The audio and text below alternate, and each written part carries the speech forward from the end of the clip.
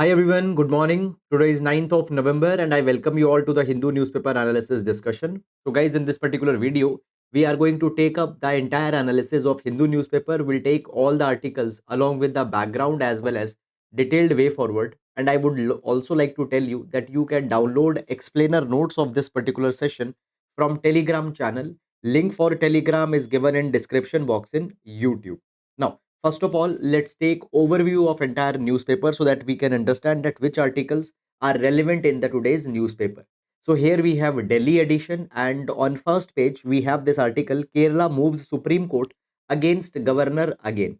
So basically we have seen in the last 1 week that many of the states they have moved against the governors, that governors have restricted the passage of laws. Assemblies have cleared the bill, referred to the governor, but governor is sitting on the bill. Many of crucial laws are not being passed, and because of that particular thing, citizens are getting impacted. Welfare is not reaching to them. In this direction, we have seen first of all that Punjab, Kerala, Tamil Nadu, fine, all have protested against the governor. Kerala now again has moved to Supreme Court, and Kerala wants that Supreme Court should issue some directive within which governor should clear the bill. So this is that entire issue that has happened. Now guys, in the last 1 week, at least 2 3 times we have discussed this particular article, including the day before yesterday. Then after that, moving on, G7 meet appeals for humanitarian pause in Gaza. So we see this particular thing that Israel's strike against Hamas in Gaza region have continued and thousands of people have died in this particular because of this particular thing. Then here we have this article. Now Delhi plans November rains to breathe easy. Now guys, as winter pollution in Delhi has increased and as Delhi has become a gas chamber, proposal for cloud seeding have been given. So we will see cloud seeding. Also we are going to analyze the winter pollution problem in Delhi. We'll take this particular article for examination. Then we have after that people of MP looking for change, political articles, etc. that we have. Then guys, in city section again, smog tower in Delhi CP because of the pollution. Government mulls ban on all taxis from states because of the odd even scheme. Okay, so or odd even scheme is a kind of a mechanism to reduce the pollution, because what happens once odd even scheme will come in effect, on odd days only odd number plate vehicles will be allowed, on even dates only even number vehicle plates will be allowed to ply. Then moving on in this particular direction, after that guys, we don't have much relevant articles for the examination. Largely political statements etc are there, so no need to go too much in detail in this. Fine, we'll move on and directly we'll reach to editorial section. Okay, now in editorial we have this article, an under discussed facet of colonial history. We'll take this particular article for examination. Then guys, here we have this article Taiwan, Malacca blockade and India's options. We'll take this particular article also for examination. Fine. Then poll timing. Now this particular article talks about the recent decision by government to give 5 kg food grains under NFSA. We'll take this particular article for examination.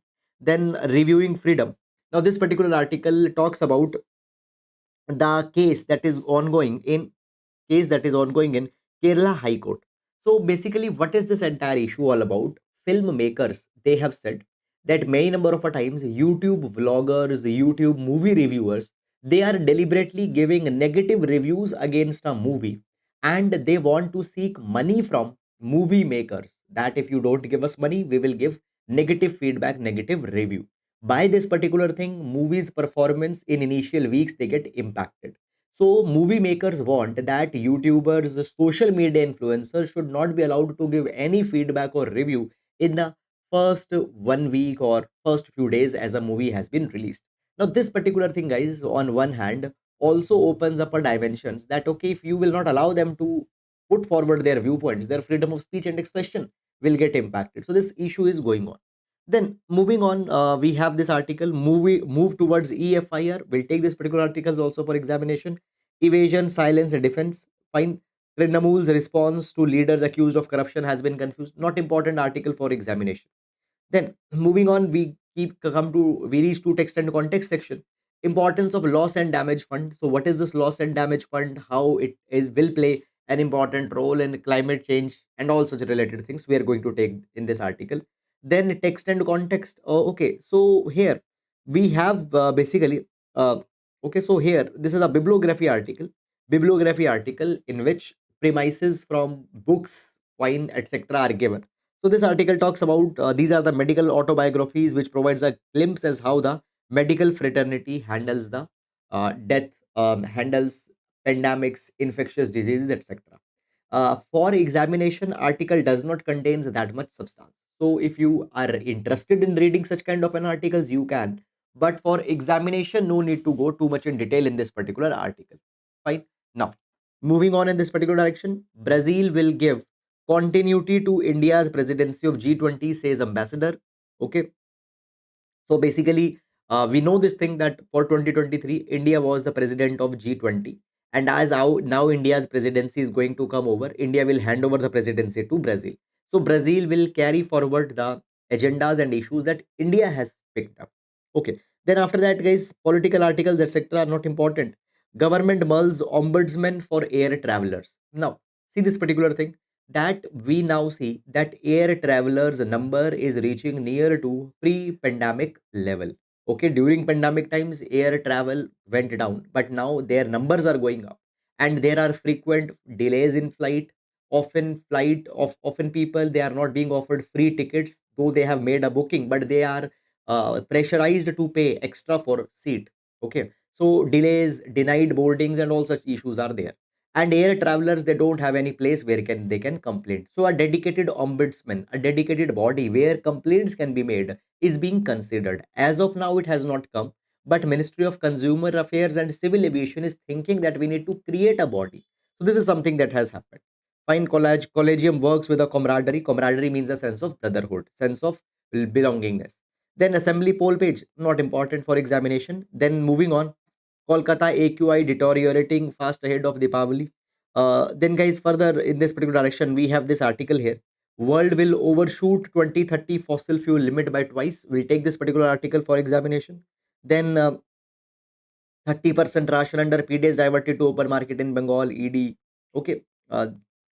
Then, guys, in world page also, we largely have the issues related to the Gaza Israel war going on. European Union move closer to starting assistant talks with Kiev. Guys, for examination, much important articles are not there. Understand this particular thing, that when we talk about GS paper number 2 IR, you need to go on those particular articles where some either India's foreign policy is provided or India's international relation, India's international interest is being discussed. Okay, moving on in this particular direction. Then we have these tenders, etc. Then US to invest these 553 million in Adani's Sri Lanka port terminal. Fine. Then, guys, moving on, sports page, we don't have much relevant articles here. Coming to science page. So in science page, we have this article, troubled with India's guidelines on genetically modified insects. Okay, we'll take this particular article. Okay, we take this particular article. So, guys, this is about this entire analysis. Now, let's take all the articles one by one. Okay, in detail. Just a minute.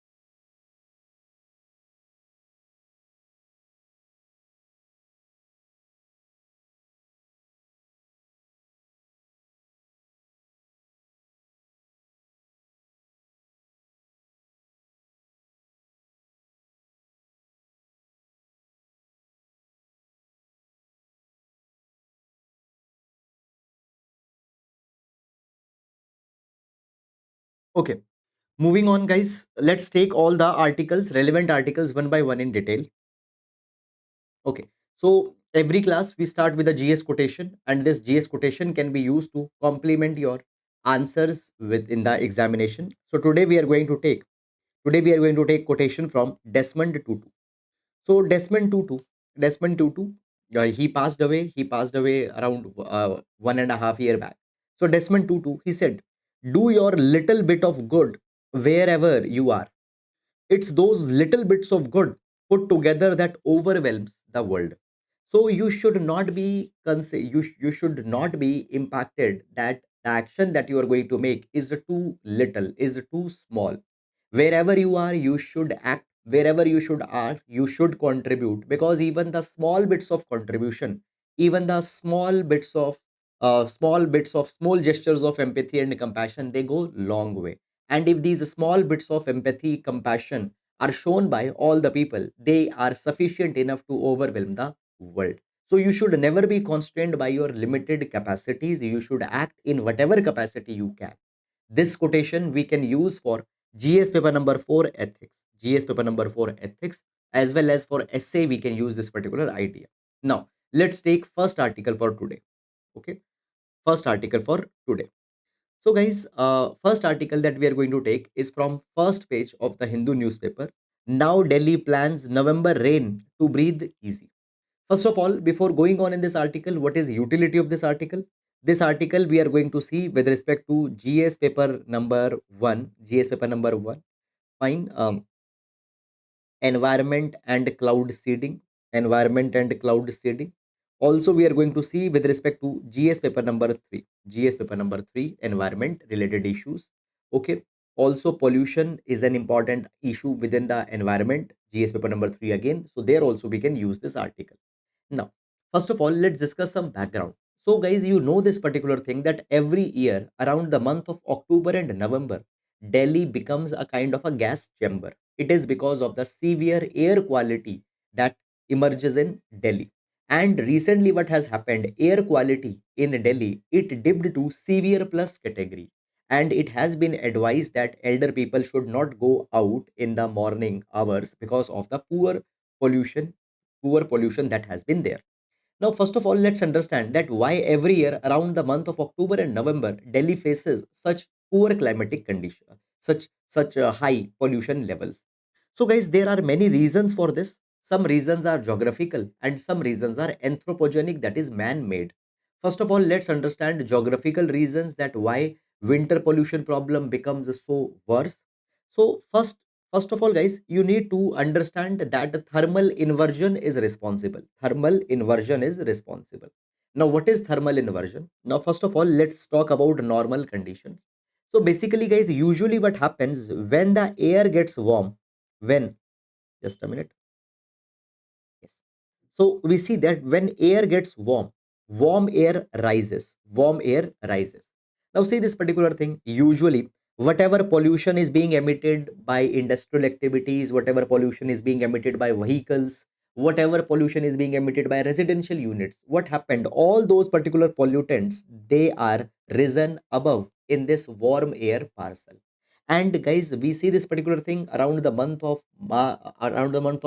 June, July, August, September. There are also the vertical drafts of air that are prevalent. And these vertical drafts of air, they take away. Sorry, horizontal drafts of air are also there.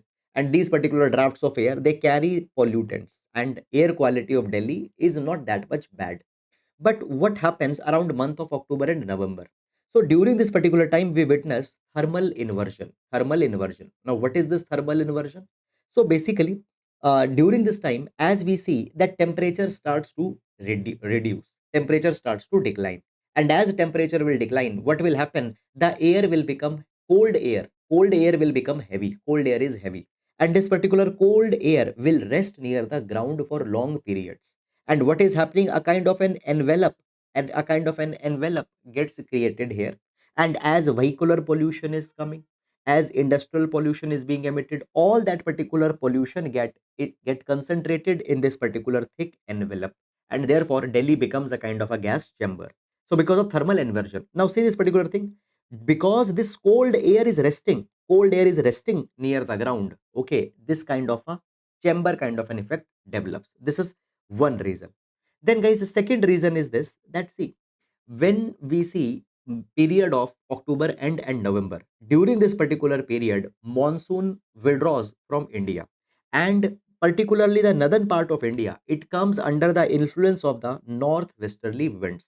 And as these northwesterly winds are coming in India, they pick up dust from the Rajasthan, they pick up dust from Pakistan, Afghanistan regions, and that particular dust is transported into the northern part of India, including Delhi. Because of this particular thing, dust pollution also increases in this particular period. Then, guys, after this, we see that stubble burning is also culprit. Stubble burning is also culprit. Now, during the month of October and November, during the month of October and November, the farmers, what they do, they cut off their, okay, during this particular period, the farmer, what they do, they cut off their crops, okay, and they have to plant rabi crops. They have to plant rabi crops such as the wheat, okay. And as harvest will happen, they need to clear their farms with the stubble. Now understand this particular thing, during this particular period paddy is harvested. You might ask one question, or it might come in your mind, that why this particular paddy cannot, why this particular stubble cannot be given to animals. So there is a one reason for this particular thing, that this particular stubble of paddy, it contains high silica. It contains high silica, and because of that it is not digestible by the animal, so therefore it is not given to animals. So the cheapest option that is there with the farmers is to put their fields on fire, and because of this particular fire also, a lot of smoke is released, and it contributes around 70 to 26% of the particulate matter in Delhi. And then there are then there is the vehicular pollution, which contributes around 20%, dust pollution, which contributes around 56% of the PM10. So all these particular factors when they combine,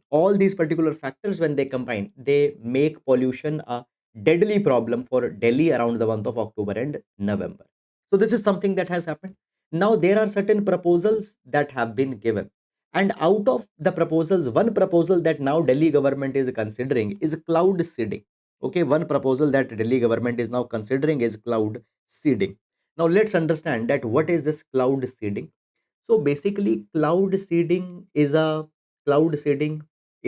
phenomena, or cloud seeding is a process by which government wants to induce artificial rain. And as this particular artificial rain will come, it will improve the air quality for a particular period of time. Now, how cloud seeding works? So basically, in cloud seeding, an aircraft, an aircraft will inject particular type of substance in the atmosphere, which will help in faster condensation. First of all, let's understand that which substances are injected by the aircraft. So basically, guys, usually in cloud seeding, silver iodide or potassium iodide and dry ice. Silver iodide, potassium iodide, and dry ice, they are injected. And these particular substances, what they do, they actually provide a nuclei, or they provide a kind of a base. And around this nuclei, around this particular base, water vapors, they start to condense. Water vapors starts to condense. And as water vapors will condense, what will happen? After a particular point, this particular moisture will become, now as enough moisture will be created, it will shed down in the form of rain. Fine. We see this particular thing, that cloud seeding has been used by many countries, particularly the ones where there are arid or semi arid conditions that operate. For example, it has been used in the parts of USA, China, Australia, and it has been used a lot by UAE. However, when we talk about cloud seeding, what will be the long-term repercussions of injecting? What will be the long-term repercussions of injecting the silver iodide, potassium iodide, and dry ice in the environment? This is still a debatable thing, and the scientists are divided on the long-term impacts. Now, what has happened? What has happened? Delhi government.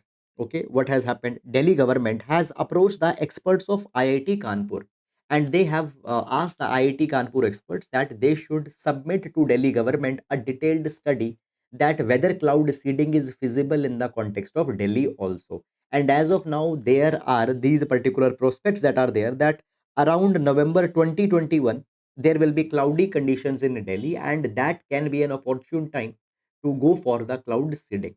So this is something that has happened, okay, and government is considering. Now, guys, when we talk about air quality in Delhi, okay, so we have seen that vehicular emissions, paddy straw burning, firecrackers, all they lead to these particular pollution. And when we talk about Delhi, Delhi ranks poorest in the terms of the pollution amongst the world's capital cities. And according to a recent report that was published by Energy Policy Institute at the University of Chicago, it is said that if you are living in Delhi, your lifespan shortens by 12 years because of pollution. Because of pollution. So this is, guys, all about this particular article, cloud seeding, and on such kind of things. Even in prelims, questions can be asked. So that is about it. And now let's move to next article. Importance of loss and damage fund. Importance of loss and damage fund. We'll see this particular article with respect to GS paper number 3, environment related issues and climate diplomacy. Climate diplomacy. We'll take this particular article. Now, first of all, before going on in this particular article, let's understand some basic things and basic information that you need to make sense of this particular article. So basically, guys, what has happened? What has happened? There is CBDR principle, CBDR principle that is used. CBDR stands for Common but Differentiated Responsibility. Now, common but differentiated responsibility is a core pillar in climate negotiations that are happening right now in the world under United Nation Framework Convention on Climate Change. United Nation Framework Convention on Climate Change. Now, CBDR principle provides this particular thing that ensuring climate change does not happen. It is a common responsibility. Ensuring the steps to reduce carbon emission, it is common responsibility, but responsibility is differentiated, means all countries will not put the same efforts. Some countries will put more efforts, some countries will put less effort. Developed countries, they have been referred to as historic emitters, and according to IPCC, Intergovernmental Panel on Climate Change, it is said that two-thirds of emissions, carbon emissions, historic carbon emissions, they have been done by developed nations. So they should contribute more in terms of the climate battle, climate fight that we are now giving up. Okay. Now, guys, what is happening as climate change has happened, certain island nations, certain countries will be impacted more. Okay. So first of all, there are two type of funds that have been created under UNFCCC. Two type of funds that are being talked about. One is adaptation fund. One is adaptation fund. Now see this particular thing. What is adaptation fund? Adaptation fund is a specific corpus of money that will be given to those countries which are going to face climate change related damages, and how they are going to adapt, how they are going to how they will opt, how they will go for the survival. So to make them adapt the art of survival, this adaptation fund is to be provided. Okay. Then there is one more fund, that is loss and damage fund. Now, guys, understand this thing. Certain countries are going to face a clear damage because of climate change. For example, let's say there is an island nation, and this particular island nation is dependent on tourism. But as the climate change will happen, what will happen? Sea level will rise, and all these particular beaches, etc., let's say, will be lost. So because of this particular thing, it will face a lot of revenue loss. It will face a lot of economic loss. So therefore, these particular countries are to be compensated also. So loss and damage fund is a separate fund. So when we talk about the loss and damage fund, it represents the irreversible consequences of climate changes, impacts that cannot be avoided or mitigated, fine, through the adaptation efforts. So understand this thing. There are two type of funds that are being emphasized or that are being created under the UNFCCC, United Nations Framework Convention of Climate Change ongoing negotiations. One in adaptation fund, which will teach which will give them green technologies, which will give them skill sets, how they can adapt with the climate change. And second is the loss and damage fund. It is for compensation. It is for compensation. Now, when we talk about the loss and damage fund, the idea of loss and damage fund under UNFCCC, it came, it emerged in 19th COP. 19th COP. So basically, all the countries who are the part of UNFCCC, they meet every year. Okay, and this meeting is called as Conference of Parties. So in 19th meeting, 19th Conference of Parties meeting, which was held in Warsaw, Poland, idea of loss and damage fund came in 2013. Okay. However, guys, this particular thing did not got finalized for the next 9 years. And finally, in COP27 that happened in 2022. Okay. COP27 that happened in 2022 in Egypt. Finally, countries agree to create the Loss and Damage Fund. Now, Loss and Damage Fund and Transitional Committee was agreed in 2022 COP. Now, guys, understand this thing. What is this transitional committee? This transitional committee was given the work that you need to decide that what will be the size of this loss and damage fund, which countries will contribute in loss and damage fund, and which countries will get money out of this loss and damage fund. Okay, on what principles money will be given out and on what principles money will flow in this loss and damage fund. Now, guys, 28 COP is now to be held in Dubai. 1 year has happened since this loss and damage fund was approved in COP27 in Egypt. But up till now, nothing breakthrough has happened in this particular direction.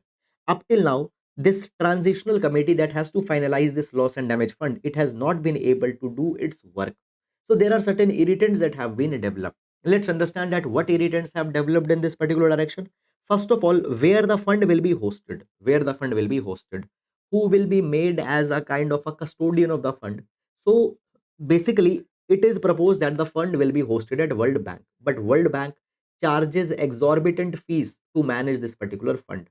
Second thing is CBDR principle, common but differentiated responsibility principle.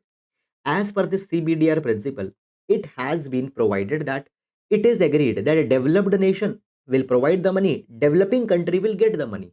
Okay. But guys, historic emitters such as the USA, they have a problem with this. What problem they have? Their problem goes on like this, that for example, USA provides that China and India also happens to be the biggest emitter today, but they are not contributing money, and you are asking money from us, that is USA. So there are these particular problems. Secondly, USA have also remained non-committal about being the primary donor to this particular fund. USA says that we are not going to be the primary donor. Second, guys, there is also the no clarity that what will be the size of fund, on what basis countries will receive the fund. Okay, all these particular things have ensured that loss and damage fund is not getting finalized. Now, if this loss and damage fund will not get finalized, there will be many problems that will emerge. Number one, it will defeat climate justice. Now, what is climate justice? Understand this particular thing, guys, that historic emissions have been done by the developed nations. Okay, but but negative impact is happening on developing countries, island nations.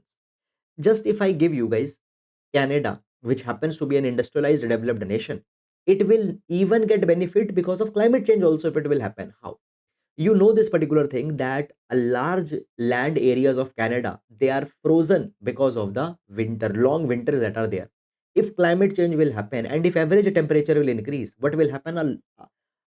Thousands and thousands of acres of land of Canada will become ice free, where agriculture can be taken up more efficiently.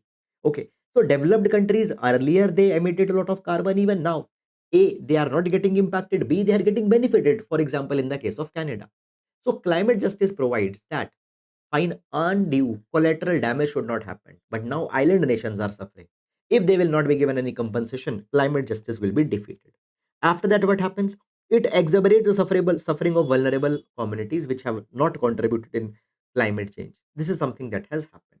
Okay, so guys, because of all these particular bones of contention, loss and damage fund has not got finalized. And even in COP28 that is going to be held in Dubai, we don't expect much will come out of this. Okay, so this is guys all about it. I hope that you have understood it. Okay, so first of all, keeping in mind background and having a background of this particular thing will help you a lot. So please make notes out of this what we have discussed. Moving to next article. Troubled with India's guidelines on genetically modified insects. Okay, let's take this particular article. This article, guys, we are going to take with respect to GS paper number 3, bioeconomy. GS paper number 3, bioeconomy. Okay. Now, first of all, guys, before going on in this particular article, what do you understand by bioeconomy? What do you understand by bioeconomy? Okay. So, guys, when we talk about bioeconomy, in the most simple terms, bioeconomy can be defined as production, use, conservation, and management of biological resources, biological knowledge, biological innovations for economic gains. Now, understand this particular thing, guys. We have so rich flora, fauna. We have the rich forest. In these forests, there are so many of the herbs, jadi booties, etc., that grow, and these herbs can contribute economically. We can use these herbs to make medicines. We can use these herbs for many other kind of products. Okay, for example, making supplements, making health supplements, and all such kind of a thing. Okay, moreover, there is the traditional knowledge also that have been handed over by generation to generation, and this traditional knowledge today is has become a kind of a treasure. Okay, so point is that thus traditional knowledge will, with respect to the biological resources in itself, they can contribute in economy. So economic benefits that will come because of biological resources, that is called as bioeconomy. Now, what has happened recently? Recently, Department of Biotechnology released Bioeconomy Report 2022 and provides that bioeconomy is going to play a very important role in the overall economy of India. Now, guys, when we talk about today, bioeconomy contributes 2.6% to India's GDP. Fine, today bioeconomy contributes 2.6% to India's GDP, but it has been said that bioeconomy will contribute around 5% to India's GDP by 2030. So 2.6 to 5%, its contribution will double. Moreover, it has been provided that $220 billion, $220 billion will be provided by bioeconomy to India. Clear? Now, guys, in this particular capacity, it has been said that we have made such ambitious targets with respect to bioeconomy, but do we do we have given funding to Department of Biotechnology? Are we putting enough attention on developing of bioeconomy so that it all these ambitious targets that it has taken there, they will be fulfilled? So article says this particular thing, that neither there is a funding with the Department of Biotechnology, nor we are promoting biotechnology. So how we are going to yield the rich dividends of bioeconomy? It is said that current allocation to Department of Biotechnology is just 0.0001% of India's GDP. So funding issues are there. Funding issues are there. Also, we need to attract more private funding in biotechnology so that it can promote bioeconomy. Private funding, private investment is also not coming. Okay. Also, guys, we have seen this particular thing. Also, we have seen this particular thing that many a times even the policy initiatives have not been sufficient. Now, here, this particular article is giving the example of guidelines for genetically engineered insects. Guidelines for genetically engineered insects. Now, before going on, now, guys, strangely, article is talking about bioeconomy and genetically engineered insects, but nowhere this article has explained what is bioeconomy or what are genetically engineered insects. Okay, but we'll see it.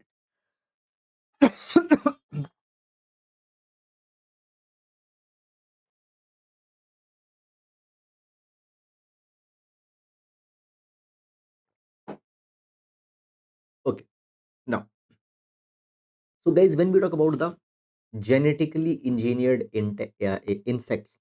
So genetically engineered insects are a specifically type of insects which have been injected or which have been mutated with a particular gene so that they can help the humans. For example, guys, we have many of the vector-borne diseases where where insects they carry disease. For example, when we talk about the dengue, we talk about the malaria. We know this particular thing that the mosquito is the carrier of these particular diseases. Now, what is the genetically engineered insects or what is a genetically engineered mosquito? We can mutate a particular type of mosquitoes in such a way that they become infertile or they become incapable of transmitting a particular type of a particular type of a virus, a particular type of a plasmodium or any particular kind of a thing. Secondly, guys, you see this particular thing. When we talk about the honeybees are responsible for large amount of food production that is happening in the world. Why? Because they play a very important role in pollination, and many insects actually play a very important role in pollination. So how their role as a pollinator can be enhanced. For that particular thing, we can genetically modify the insects.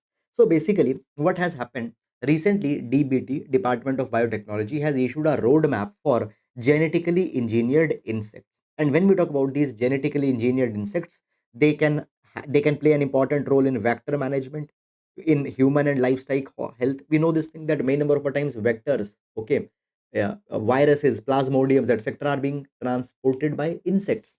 How to make them infertile so that they cannot transmit these particular diseases? It will play a very important role in human health and livestock health.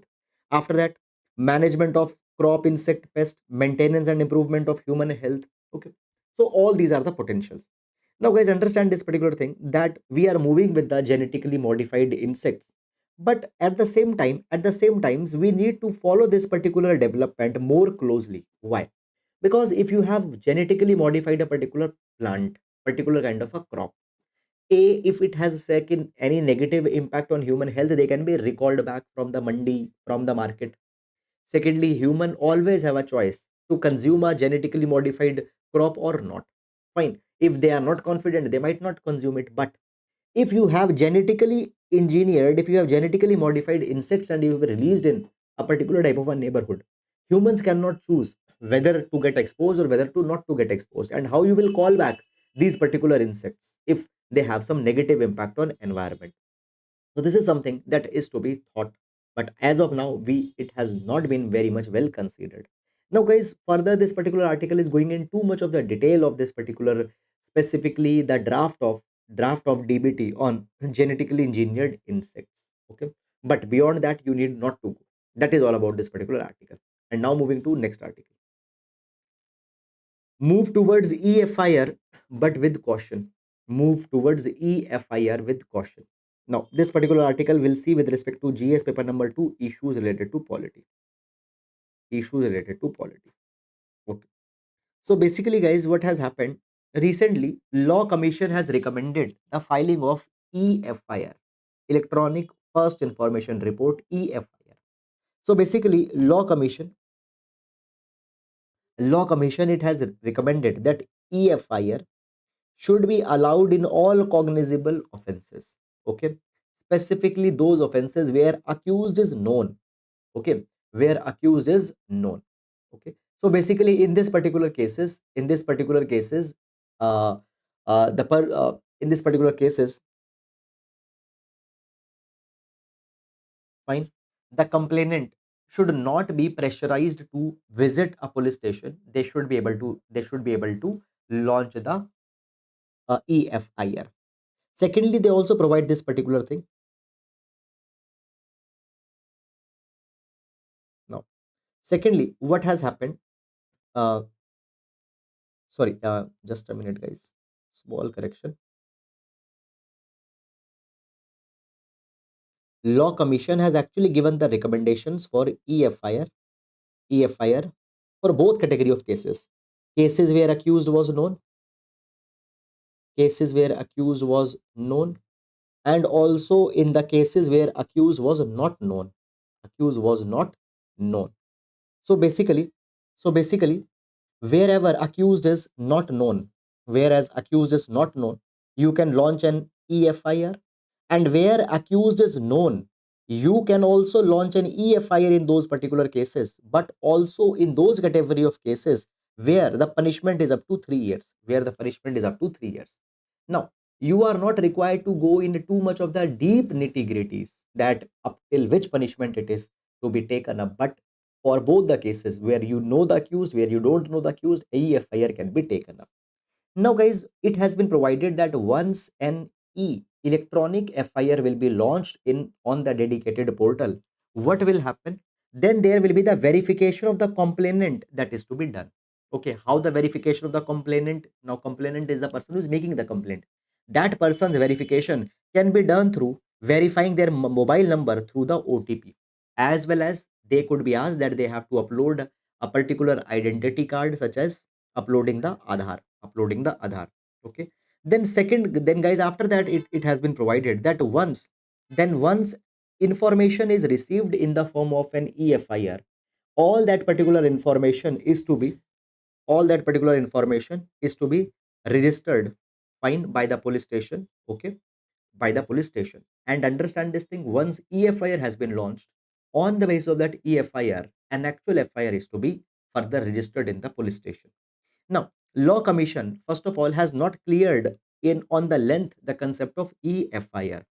Law Commission provides this particular thing, that once EFIR will be received by the police station, they will check the contents of that particular report, will see that all the desired information has been provided or not, and then in the prescribed format they will register the complaint.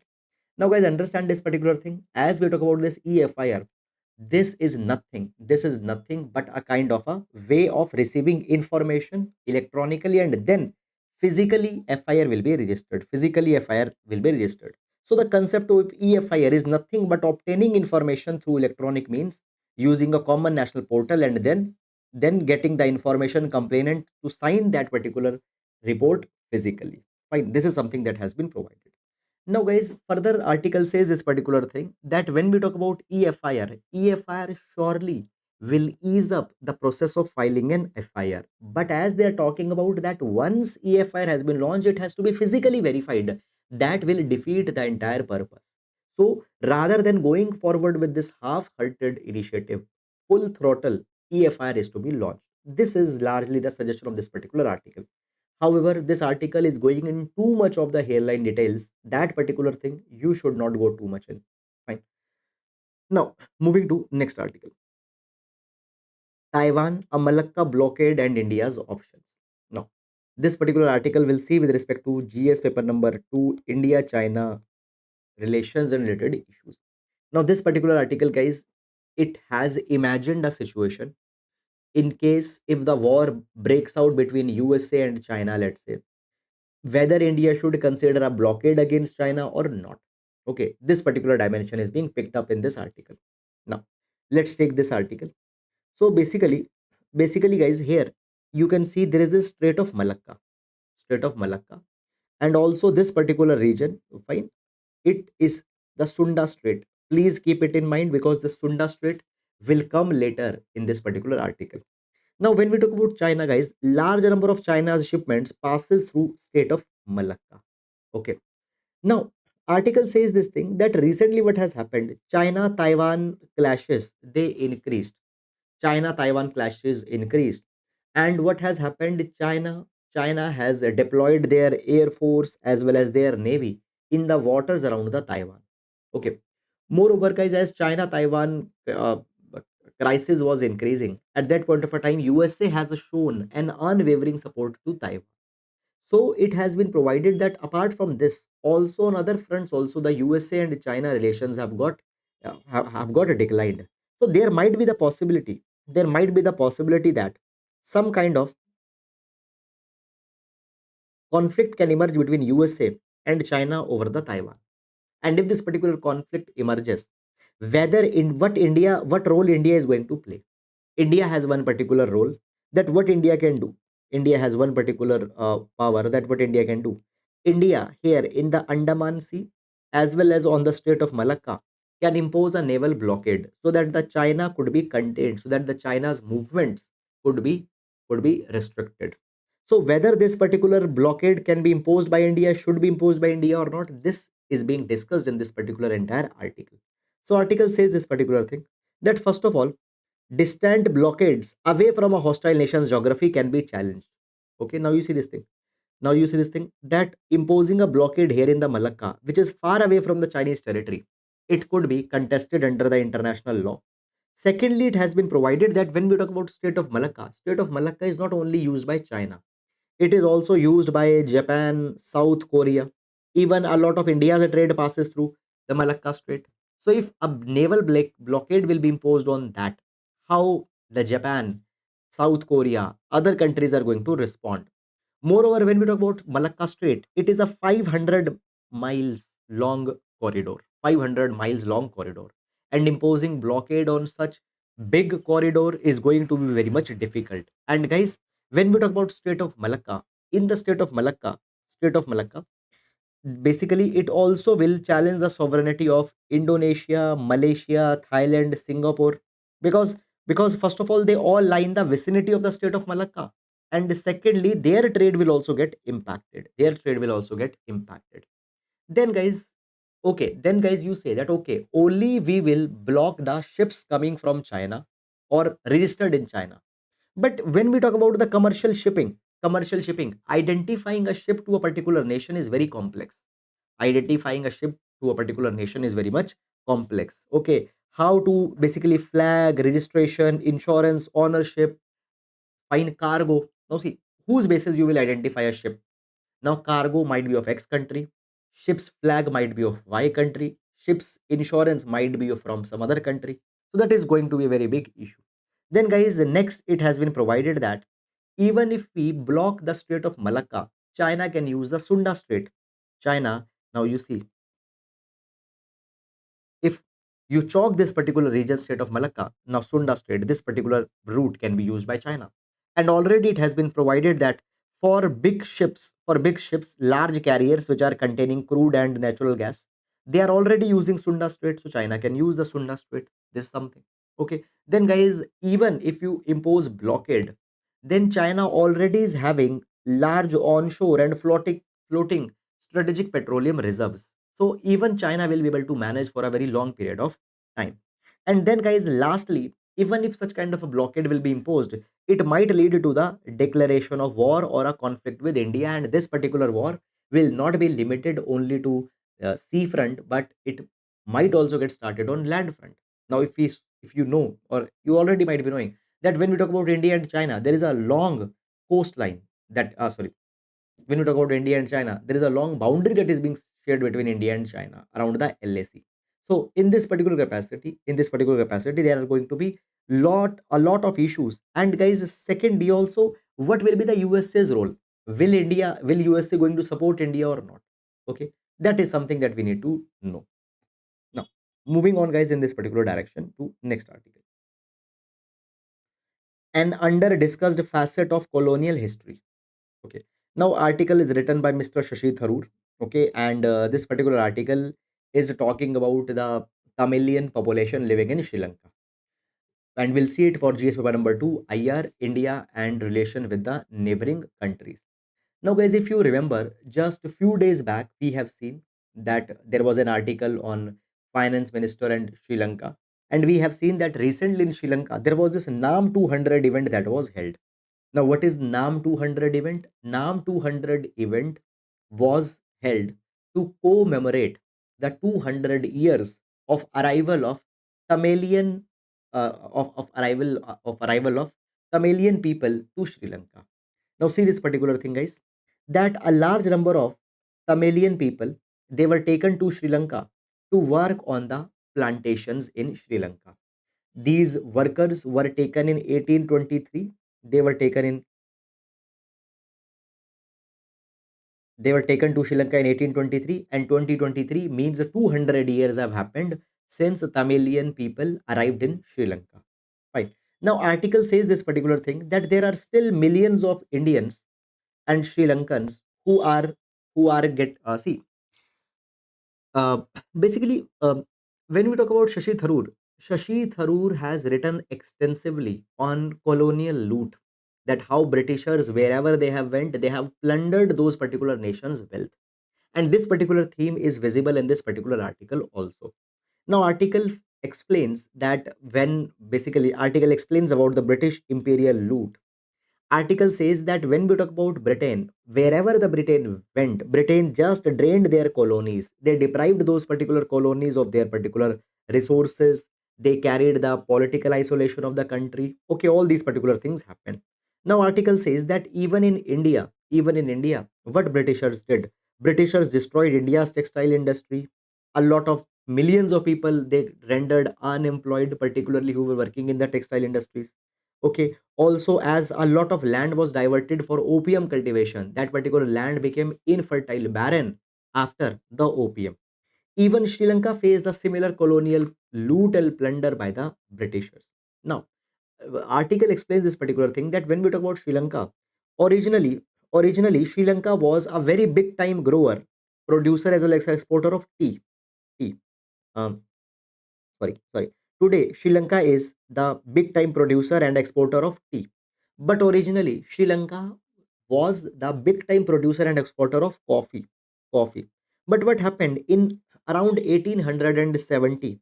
There was a fungal disease that got spread in Sri Lanka, and because of this fungal disease, a large tracts of coffee they got wiped out. And after that particular fungal disease, in Sri Lanka, Britishers introduced the tea plantation. Okay, and tea plantation what started. Now, as these tea plantations started, they required large number of labor. For example, coffee requires 3 workers for every 10 hectare of cultivation. Tea requires 8 workers. 8 workers. Okay. So as more labor will be needed, so to provide for the labor, Tamilian people were taken in Sri Lanka. Tamilian people were taken in Sri Lanka. Okay, so this is the history as how Tamilians reached in Sri Lanka. Now, article says that as 200 years have happened since their arrival, today all the countries which have been the victims of colonial loot, they need to decolonize themselves. Now, basically physical decolonization has already happened, but they need to decolonize from the practice, laws, attitudes of the Britishers, imperial masters. Even these attitudes are today also reflected in the bureaucracy, in the policing, in the governance. So we need to get rid of those particular attitudes. Okay. So this is about this particular article. Beyond that, guys, nothing much is given in this article. Moving to next article. Poll timing. Okay. Now this particular article we'll see with respect to GS paper number 2. Social justice versus populism. Social justice versus populism.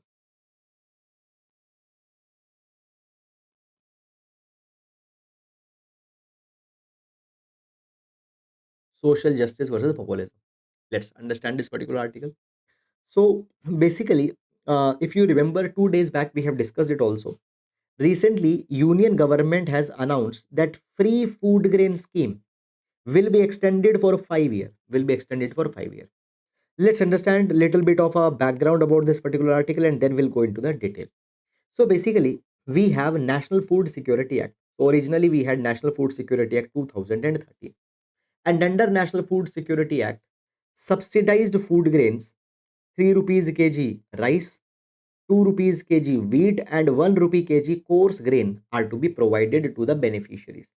Under National Food Security Act 2013, 75% of rural households, 50% of urban households, 75% of rural households, 50% of urban households, and on pan India, 66% of Indians, pan India, 66% of Indians will be entitled to these subsidized food grains. Now, guys, when we talk about the food grains, okay, for these food grains, beneficiaries are divided in two categories. One are priority household. Priority households will get 5 kg per person. 5 kg per person. 5 kg per person. Okay. And then there are Antyodaya An households. Antyodaya An households. Now, Antyodaya An households are the poorest of the poor, and they will be given the flat entitlement of 35 kg. 35 kg flat entitlement. Entire household will be given 35 kg entitlement, and here 5 kg per person will be given. Okay, at these prices 3 rupee, 2 rupee, 1 rupee. Okay. Now, guys, what happened? What had happened during the time of COVID? Government came with the Pradhan Mantri Garib Kalyan Ann Yojana. Pradhan Mantri Garib Kalyan Ann Yojana. And under Pradhan Mantri Garib Kalyan Ann Yojana, government provided that apart from the usual entitlement that they get, they will get 5 kg extra. They will get 5 kg extra. That was something that was provided. However, guys, a few months back, what happened? The government discontinued that and provided that you will, you will now see. Right now, if you want to get a food grain, you need to pay 3 rupee, 2 rupee, 1 rupee. Na? 3 rupee for rice, 2 rupee for wheat, 1 rupee for coarse grains. Government provided that even this 3 rupee, 2 rupee, 1 rupee is not to be provided. Free food grains were given for 1 year. Fine. So basically what happened? Free food grain were given for 1 year. And now what government has done? Government has extended this free food grain for 5 years. Okay. So what was given for 1 year, it has now been extended to 5 year. Okay. Now this particular implementation has raised many questions. What questions? This announcement has been made by Prime Minister in an election rally in Durg, Chhattisgarh. Now, Chhattisgarh is about to go on elections. So it is being said that in a way, this announcement should be viewed as a violation of a model code of conduct. Okay. Secondly, it has been provided that see this announcement could have been made after the election also, but government chose to make this announcement just when the Chhattisgarh has to go for the election. Now, on economic cost, it has been provided that it will not put a lot of pressure. It has been provided that this extension will cost 15,000 crore rupees more each year, okay, which is manageable. But at the same time, guys, we need to see that how these particular schemes, fine, in the name of populism, are being used. Okay, so this is something that has been provided. Okay, moving on. World will overshoot 2030 fossil fuel limit by twice over report. Okay. So, guys, this particular article you can just use as a reference, as a case study, as an example in your environment related answers. So, what has happened? The production gap report has been released. Production gap report has been released, and this particular report is a very high profile kind of a report because the organizations that releases it. And please keep it in mind that in prelims also the questions on reports are now being asked. So, who releases this production gap report? It is released by Stockholm Environment Institute, and then the next is Climate Analytics. The next is E3G. The next is International Institute for Sustainable Development, UN Environment Program. Now, under this particular report, they assess that what countries have taken the target under the Paris Agreement. Now, if you see, now if guys we see this particular thing, around 151 government, 151 countries, governments, they have pledged to achieve net zero emission or no emissions from 2050 to 2070 period. Between this period, 151 countries have taken the net zero emission. Even India has taken the net zero goal to be reached by 2070. Okay. But if we see the present trajectory of pollution, present trajectory of carbon that is being emitted, they are not on path to reach their climate goals. And it has been provided that actually many governments will produce twice as much fossil fuel in 2030 than would be consistent with limiting temperature to 1.5 degree, and 69% more than would be consistent with 2 degrees Celsius goal. Now, what is this 1.5 and 2 degrees? See, in 2015, in 2015 in Paris, in 2015 in Paris, the member countries, they said that we will try that temperature rise should not go above 2 degrees Celsius, and if possible temperature rise should not go above 1.5 degrees Celsius. So if you want to restrict the temperature rise to 2 degree or 1.5 degrees Celsius, you need to reduce your emission. But if we see the present pace of their emissions, we find this particular thing that their emission will be twice than what could have been allowed. Okay, could have been allowed for meeting the 1.5 degrees Celsius temperature range. Okay, so they are actually now, rather than going in too much of the headline detail, just you can keep this particular report in mind to understand that they are not on path to meet their climate goals. Okay, now let's take the main practice question for today. So, question reads: a robust India with a strong economy, nuclear deterrence capability, and a credible military can contribute to multipolarity in the Indo-Pacific moment. Okay. Now, this is in the context of India's options if in case the war opens up against the China. So you can write this answer with respect to the GS paper number 2 IR. That is all, guys, about it. And with this, we come to an end to the today's session. I hope that you have understood it and you have liked the session. Now we'll be meeting tomorrow. Till then, please take care of yourselves. And if you have liked the video, please do hit the like button. Please do leave your comments. Thank you so much.